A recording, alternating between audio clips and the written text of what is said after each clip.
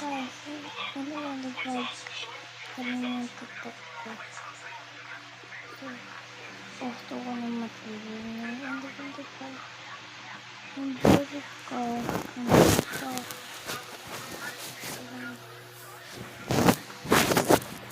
Wait lang. Nandito yun. Oh, hindi waterpad. Wala pa yung sulat dito. May pelong meron. Tapos nandito yung Bluetooth. Tapos nakalat dito. Tapos nandito si mama. Tapos hanggang 26 na. Gato na ang bahay namin. Ayos na. Perfect na.